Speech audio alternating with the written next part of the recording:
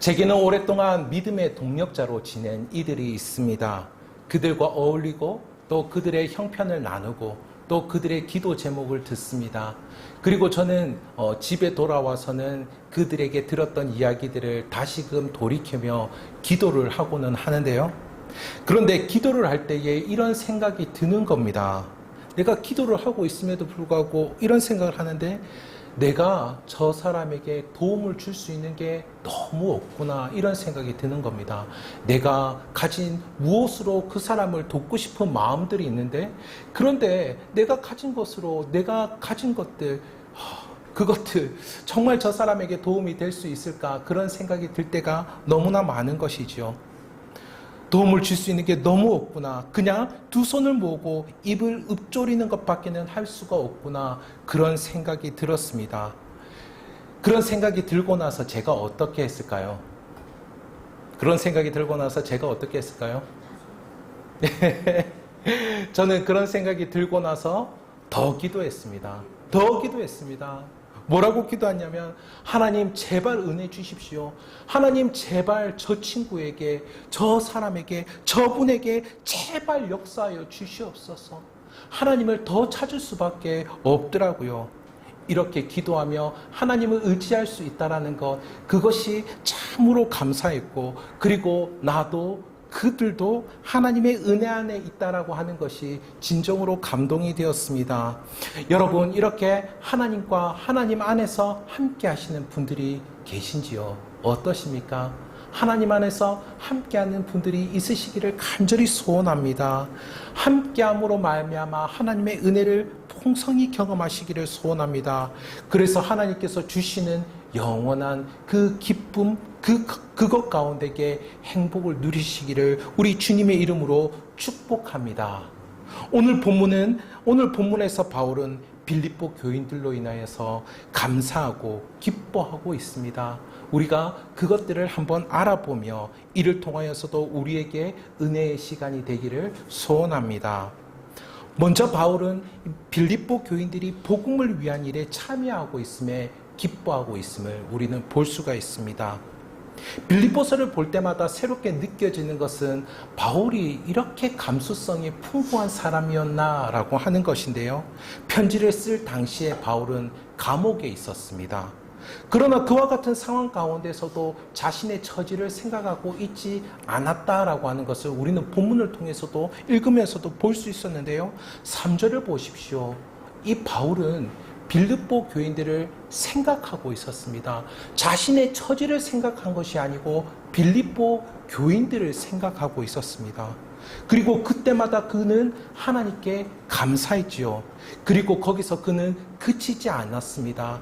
그렇게 그들을 위하여서 간구하며 나아갈 때마다 기뻐했다라고 그렇게 말씀하고 있죠.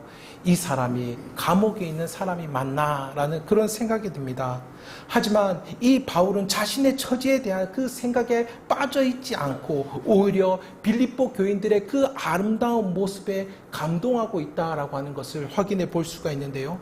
빌립보 교인들은 복음으로 사람들과 함께 교제하고 예수 그리스도의 그 복음으로 교회를 운영했고 복음으로 자신의 삶을 살았다라고 하는 것이죠. 이 사실 이 빌립보라는 그 도시는 철저히 로마화되었던 그런 도시였습니다. 전쟁의 신이라고 불렸던 알렉산더 대왕, 잘 아실 것입니다. 그 알렉산더 대왕의 아버지가 되는 빌립 2세가 자신의 이름을 따다가 지은 이 도시가 바로 이 빌립보라는 도시였다라고 하는 것이죠. 그러니까 이 빌립보라는 도시는 제왕의 도시입니다. 권력과 힘으로 누르는 그런 도시였다라고 하는 것이지요. 그 이후의 역사 가운데서는 로마가 차지하게 됐는데 마게도니아 지역에서 로마 황제가 자신의 도시라고 지정한 두 도시 가운데 하나가 이 빌립보라는 도시였다라고 하는 것입니다. 그들은 로마의 시민권을 가지고 있었고 그리고 정치적인 영향력뿐만 아니라 또한 이들에게는 경제적인 자유도 허락되어 있었다라고 하는 것을 볼 수가 있는데요. 그러니까 이 도시는 어떤 도시냐? 힘과 돈이 지배하는 도시였다라고 하는 것이죠. 이런 곳에서 빌립보 교인들이 복음을 붙들고 있었다라고 하는 것입니다. 지금 우리가 살아가는 것도 이와 같이 너무 비슷하지 않습니까? 최근 초등교사들의 비보를 우리가 너무나 자주 듣고 있습니다. 참으로 안타까운데요. 한 신문기자는 이런 실태를 꼬집으면서 이렇게 이야기하더라고요. 갑질 문화. 갑질 문화가 없어야 될 곳에 갑질 문화가 있다라고 그렇게 꼬집는 것을 보게 되었습니다. 어떻게 교사와 학생이, 교사와 학부모가 그럴 수가 있는가라고 하는 것이죠. 그것 가운데 존경이 있고 사랑이 있어야 되는, 정말 학생은 교사를 존경하고 선생님은 학생을 사랑해야 되는 그와 같은 현장 가운데 있어야 되는데 전혀 그런 모습이 아닌 갑질 문화가 그것 가운데 있다라고 하는 것이죠. 그리고 우리가 보는 그 미디어에서보다도 살아가는 그 현장이 더 처절하리라고 하는 것은 아마 경험해 보신 분들은 너무나도 잘 알 것입니다. 그러나 예수 그리스도께서 우리를 어떻게 대하셨는지 다들 잘 아시지요? 예수 그리스도께서는 갑질과는 전혀 다르게 어떻게 대하셨습니까? 예수님은 갑질과는 전혀 다르게 우리를 존귀하게 여겨주셨다라고 하는 것이죠. 하나님의 자녀로 우리를 존귀하게 여기시고 뿐만 아니라 어떻게 사랑하셨습니까? 자기를 내어놓기까지 우리를 사랑하셨다라고 하는 것이죠. 이렇게 예수 그리스도의 복음 안에는 존경과 사랑이 있다라고 하는 것을 우리는 확인해 볼 수가 있습니다. 이 세상 사람들이 간절히 찾고자 하는 그 존경과 사랑이 예수 그리스도의 복음에 있다라고 하는 것이죠. 갑질과는 다른 거룩함이 이 복음 안에 있다라고 하는 것입니다. 빌립보 교인들은 이렇게 예수 그리스도의 은혜를 힘입어서 그들 역시 누군가를 존중하고 자신을 낮춰가며 사랑을 실천했던 것이죠. 로마화된 그 빌립보 도시의 돈과 권력의 그 갑질 가운데서 그들은 상대를 귀하게 여기고 자신의 것을 나누며 그렇게 사랑을 실천했던 것입니다. 그렇게 예수 그리스도의 복음을 말과 삶으로 드러냈다라고 하는 것이죠. 바울은 이런 빌립보 교인들의 모습을 들으면서 그 아름다운 모습을 늘 그려보았을 것입니다. 이렇게 놀랍게 복음으로 말미암아 이런 아름다운 모습을 가지고 있구나. 그래서 그는 생각이 날 때마다 하나님께 감사했다라고 하는 것이죠. 와, 이 빌립보 그 지옥과 같은 도시에 천국이 임했구나라고 생각하면서 그는 감사했습니다. 그리고 기도할 때마다 기뻐했다라고 하는 것이죠. 바울이 이렇게 기뻐할 수 있었던 그 이유는 무엇일까요? 하나님께서 빌립보 교인들을 온전히 구원하실 것을 이 바울은 확신했기 때문입니다. 하나님이 그 빌립보 교인들을 택하셔서 구원의 날까지 온전하게 이끌어 가실 것을 그는 확신했다라고 하는 것이죠. 6절을 한번 보도록 하겠습니다. 6절의 말씀 우리 다 함께 읽어보도록 하겠습니다. 시작. 너희 안에 착각한 일을 시작하시니까 그리스도 예수의 날까지 이루실 줄을 우리는 확신하노라. 착한 일은 모두 하나님의 그 백성, 구원받은 백성으로 살아가는 복된 모습을 이야기하는 것입니다.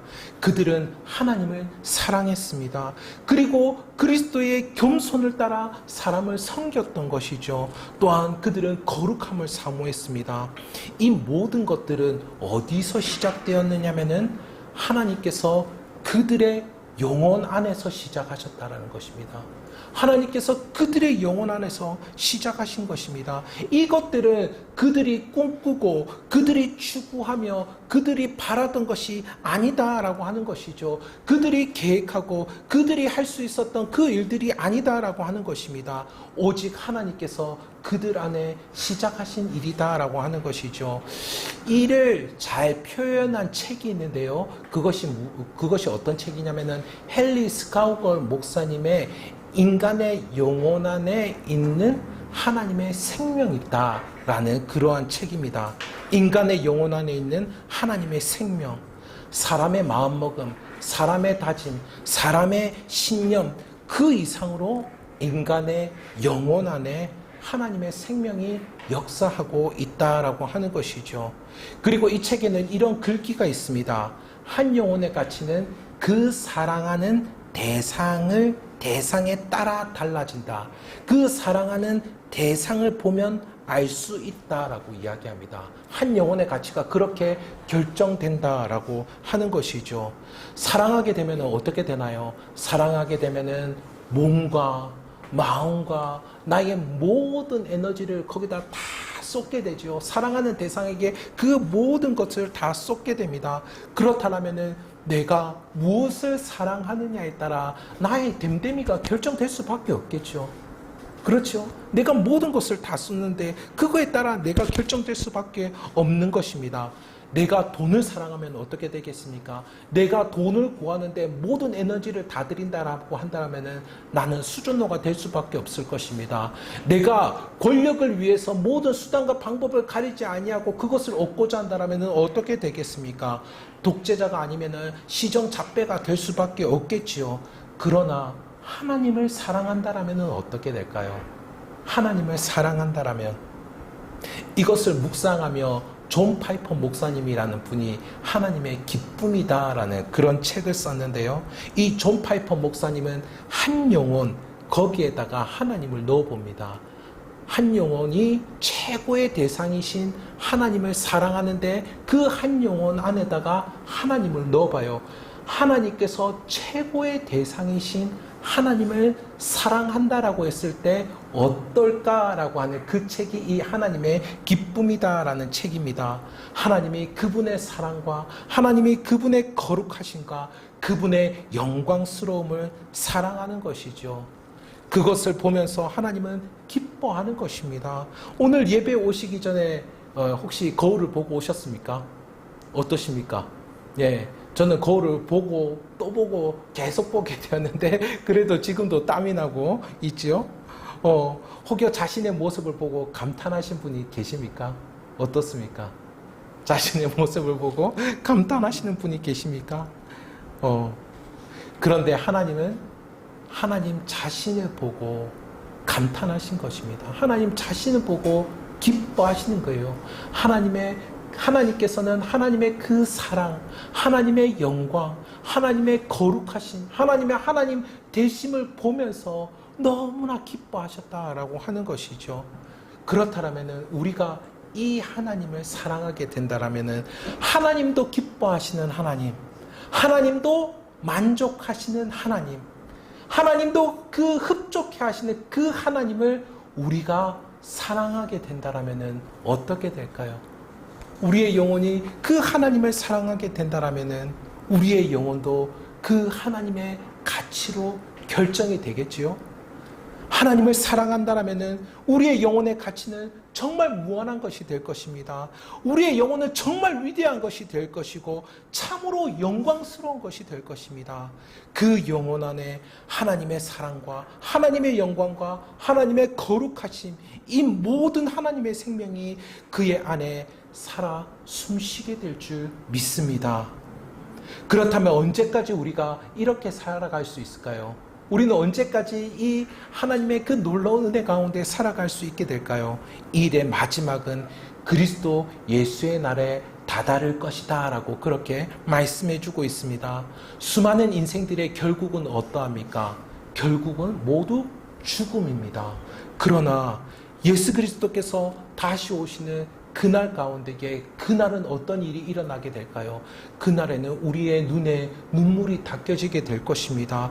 부족함에 허덕이지 않을 것입니다. 그 부족함으로 인해서 서로를 찌르는 일이 없게 될 것입니다. 그리고 자신의 그 부족함, 연약함, 죄를 지을 수밖에 없는 그런 모습으로 인해서 답답함에 가슴 칠 일도 없을 것입니다. 그날은 죽음이 죽어버린 그러한 날이다라고 하는 것이죠.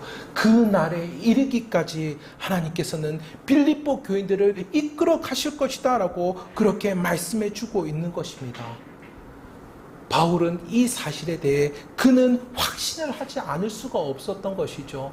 하나님께서 시작하신 그 놀라운 일들이 마지막 날까지 반드시 이루어질 거다라고 하는 것을 그는 확신했다라고 하는 것입니다.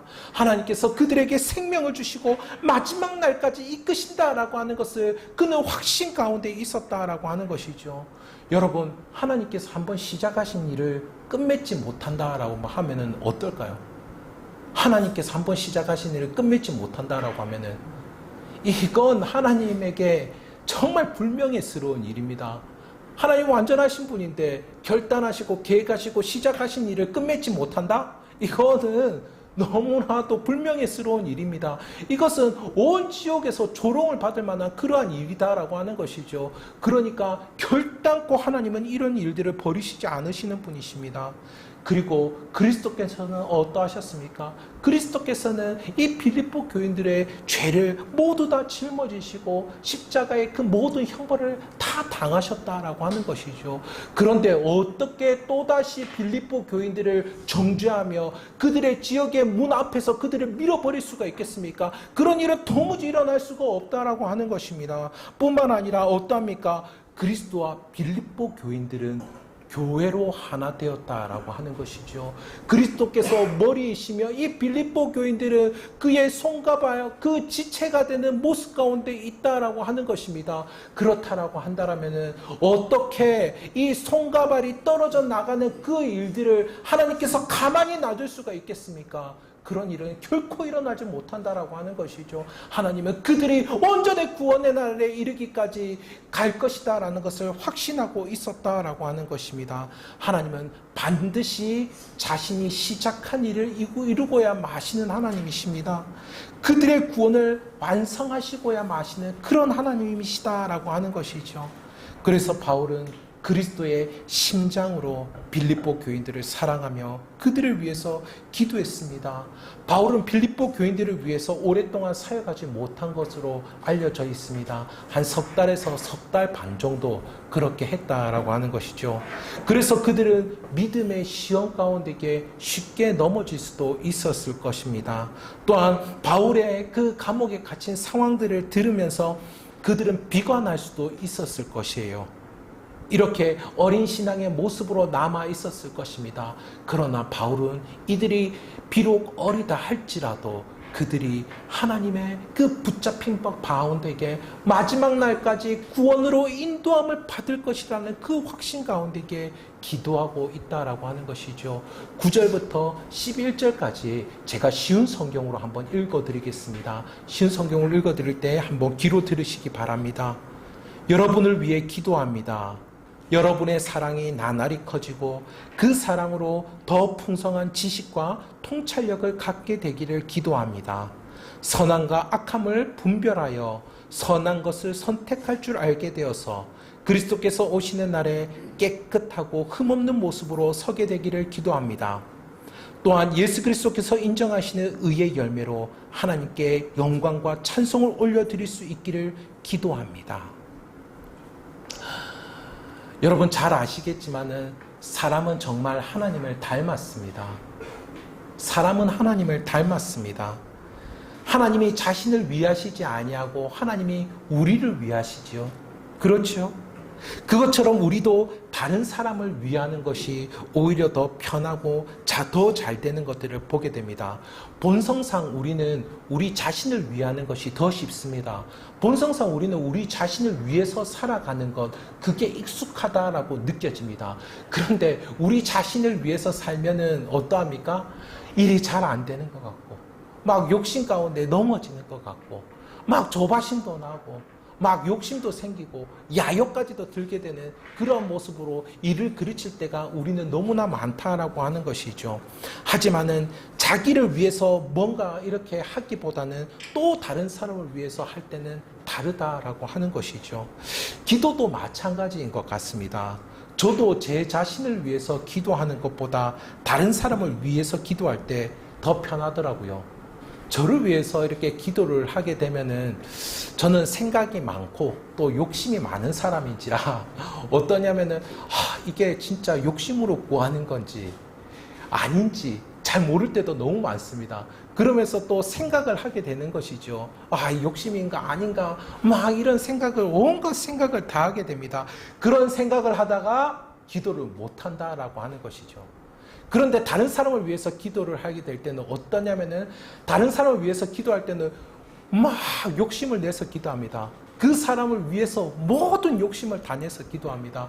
그 사람이 정말 하나님의 축복을 받을 수 있도록, 정말 그 사람이 하나님의 형통한 가운데 나아갈 수 있도록, 그리고 하나님의 성품을 닮을 수 있도록, 긍휼히 여김을 받을 수 있도록 온갖 기도 제목을 다 이야기합니다. 그 사람을 위해서 욕심을 부려가며 기도하면 더 좋은 것이겠지요. 여러분은 어떠신가요?